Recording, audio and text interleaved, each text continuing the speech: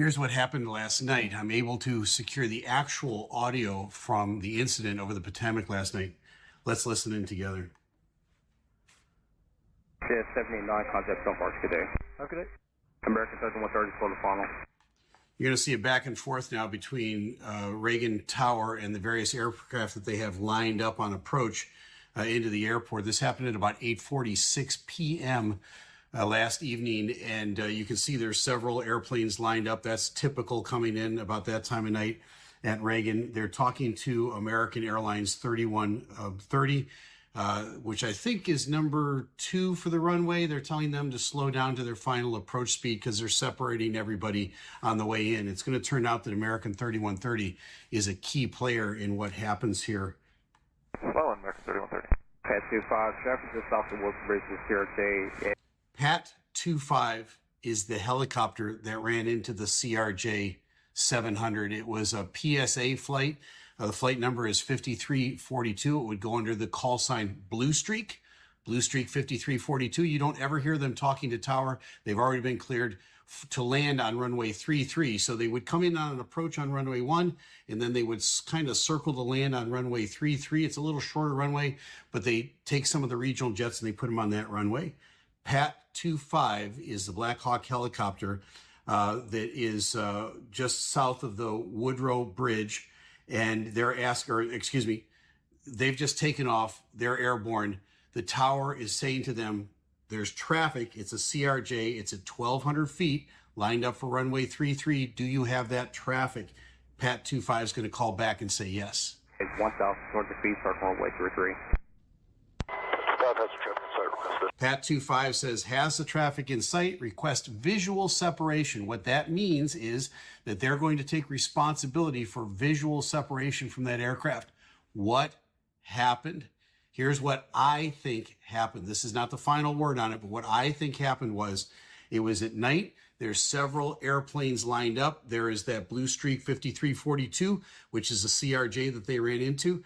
Right behind them, just a few miles, is American 3130. Everybody has their lights on as they're coming in. I believe the helicopter looked at the American 3130 and said, I've got the traffic in sight, and they never saw the airplane, the CRJ that was right next to them. That's my conjecture on what happens. Visual separation. This separation proof. American 1630 tower, runway 1 lock void, traffic through outside runway 33, dispatch 16 off final. So this is typical stuff that's going on in a busy airport. They're lining somebody up to take off. They're saying, pay attention. I'm going to give you an immediate takeoff here.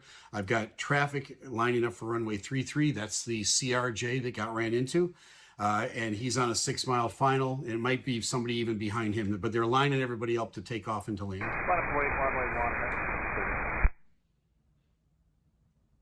Whiskey 5307, keep rolling out to November, South 47 today. You can see at the bottom of your screen there, the CRJ, the Blue Streak 5342, they're beginning to now kind of come out a little bit to line up to runway, to land on runway 33. They're not going to go right straight down the river. They got to come out a little bit wider and come in. But remember, Pat 25, which is up here, the helicopter at the middle of your screen, they've already said, we accept responsibility for visual separation. American 1630 1 star 32014, Duck 25, traffic 2 mile up base runway 33, no delay, runway 1 clear for immediate Clears takeoff. American to Number take 1, off. clear for takeoff, American 1630.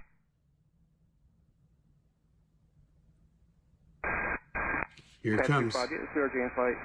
Now the tower is seeing what's happening, and they're saying, do you have the CRJ in sight? Because you guys are getting kind of close. And the Pat 25, the helicopter, says once again, yeah, and I'm asking for visual separation. Okay, the responsibility is on you then. Pat 25, pass behind this CRJ. Pat 25 has a aircraft in sight, request visual separation. Okay, so Pat 25 says, has the aircraft in sight, request visual separation.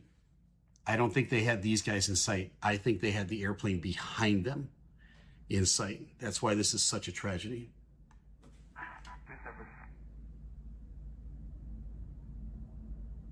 American 4782 by bat, now for visual. American 472, Austin Star 1 star 32017. So you hear somebody in the tower go, oh, and they see what just happened. As you can see in your screen here, the collision took place. The tower has seen it happen in real time. They're human beings. They're reacting just like you and I would. The helicopter ran into the CRJ. The CRJ's airspace was their airspace. In front of them, behind them, on both sides of them, it was a responsibility of the helicopter to maintain visual separation. They even told him a couple times, do you got him in sight? Do you got him in sight? He said, yep, got him in sight. I'm accepting responsibility for the separation. And I think just like when you're driving in a car and you look and you see a car behind the one that almost hit you, you see that car and you didn't see the one right here. And when you turn out in front, sometimes there's a collision. It's really tragic when this happens in an airplane. Again, it's been decades since there's been a mid-air collision in this country. This is such an unusual circumstance to take place. It's such a tragedy. It's been 12 years since there's been a fatality in a commercial airliner here in the United States. That's unprecedented. And that wasn't a mid-air collision. That was just an accident. This is a mid-air collision, and this hasn't happened in forever. So now we know what's going on here. Pat 25, the helicopter, accepted responsibility for visual separation. They probably had their eyes on the airplane behind them, and then they tragically ran into these guys. Did you see that? 472. American 3130, go around turn left and 250, climb maintain 3000. So now what happens from the tower's perspective is they have to work through denial pretty fast. They just saw this happen in real time in front of them. They're human beings like the rest of us. They're kind of in shock. But they've still got airplanes coming in. They've got American Airlines 1630, which just took off. They've got to hand them off to departure. They got American 3130 that's coming in. They got American 472 behind them. They got to do something with these airplanes. Right? The airplane port is going to be shut here in a second. So they're going to start telling all these guys to go around while they're trying to handle the emergency and get the emergency equipment out. And all of that is, everybody's kind of in a little fog for a few seconds here while all of this is taking place. The tragedy of it hits you hard, and they're very professional. Watch how they handle this, but man, they're busy. Okay, left heading 350, 3000, American 3130. Tower, boost streak 5347 is on final. Request runway 33, circle to 33. Second heading for American 3130. American 3130, go around turn left and 270, climb maintain 3000.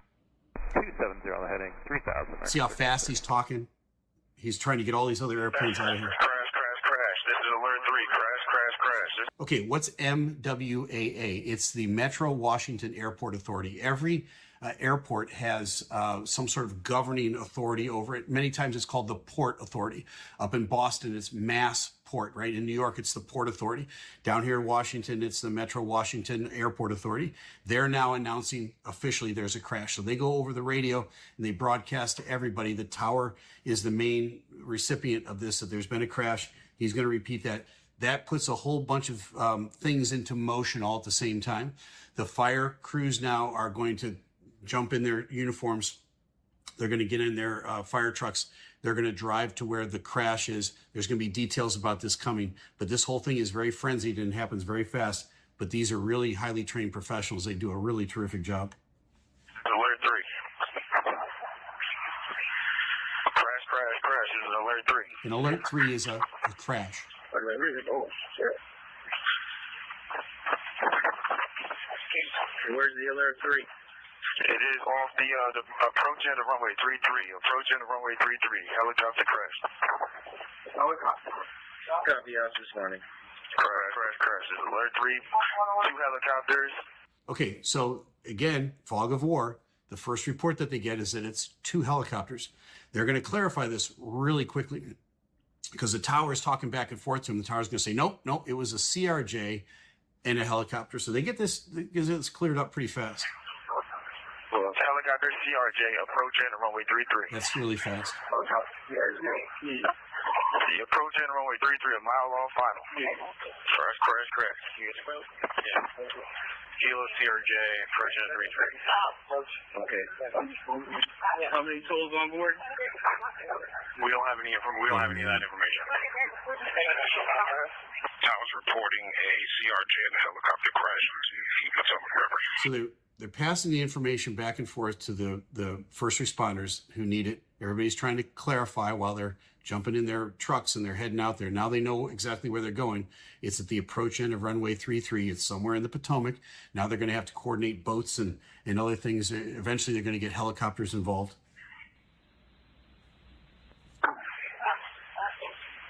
Can we go ahead and hold all operations till we have emergency units respond? We're going to go ahead and show the aerodrome closed. They want to close the airport so they can go. Yeah, that's affirmative. All unhindered. operations aerodrome closed. Everything's closed. Huh? And everybody just hold your positions, please, on the field right now. Okay, so this is the ground controller. Now, the ground controller is the one that's going to get all these trucks going where they need to go. But the ground controller needs to stop all the airplanes. So she just makes a blanket broadcast. Everybody stop right where you are. Every once in a while, you kind of half hear that, and then you say, okay, I'm sorry. And there's also people asking to be released from their gate to go. They're not into what's going on yet because they just put their headsets on and they're just getting ready to go. One aircraft's going to ask to do this, and she's just going to say, everybody stop. That's 43, ready for taxi. Everyone's going to have to hold for down. No. I'll get back to you just as soon as I can. Fire command, the accident happened in the river. Both the helicopter and the plane crashed in the river. It's east of the approach end of runway 33. It's amazing to me how much clarity they have about actually what happened and where it happened. And many times in an accident like this, it takes 5 to 10 minutes just to get everything sorted out. They're very good here at getting it all very concise. And so the response time was phenomenal on this. Is the airfield closed? Yes, the airfield is closed.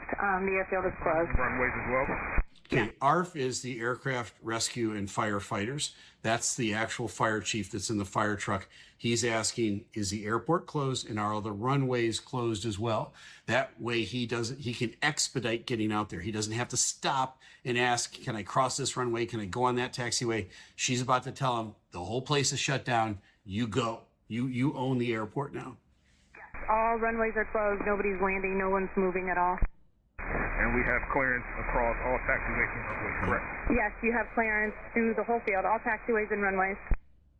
So basically she's saying to these guys, go. And at that moment, the fire trucks take off. What we know about the accident at this point is that there were no survivors. It's now a recovery operation. That's the sad part about all of this. And that's the part that really hits us hard right here. But I know you wanted to hear what happened and maybe my response to how they handled this emergency and what led to it. It looks pretty clear at this point that the helicopter had accepted visual separation. That's when they make that call, when they're cleared for that. They said, yep, we've got the airplane in sight. And the airplane they had in sight was the wrong airplane. There was another one in between that and the one that they were looking at. And sadly, they ran into that aircraft. So folks, we're hoping that this never happens again.